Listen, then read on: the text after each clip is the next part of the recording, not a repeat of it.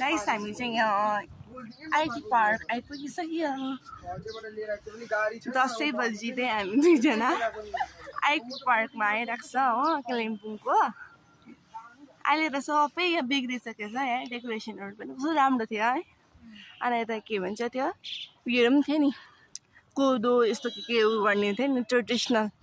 हेर्नुहोस् है गाइस यो चाहिँ होला यी आइपीमा आइरहेको छ मान्छेहरू प्रायः कोही छैन रहेछ अलिअलि 1-2 जना जस्तो मात्रै रहेछ हो अनि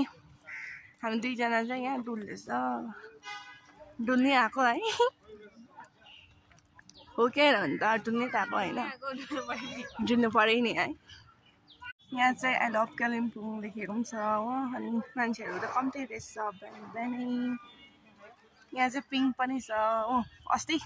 पिङमा चढेर फोटो खिचेर गरेको मैले त हो अब के खिच्नु है फोटो पनि यस्तै छ हेर्नुहोस् है तपाईँहरू पनि आउनु सक्नुहुन्छ रेस्ट गर्नु है साथीहरूसँग फ्यामिलीसँग बस्नु इन्जोय गर्नु है दिन है हुन्छ हेर्दै जानुहोस् अहिले म अर्कै डेस्टिनेसन जानेछु अनि तपाईँलाई म देखाउनेछु ल बाई बाई घाम लाग्यो तर है गाइस हामी चाहिँ यहाँ फोटो खिच्दै बसिरहेको छ हो उसको साथी चाहिँ कहिले आउँछ अरे अरे टाइम लाग्छ अरे अन्त चाहिँ अर्को डेस्टिनेसन जान्छ हामी है अन्त त्यहाँ गएर पुगेर तपाईँहरूले म देखाउने छु हो अहिले आइपीमा बसेर हो फोटो खिच्दैछ अनि अहिले भेटौँ ल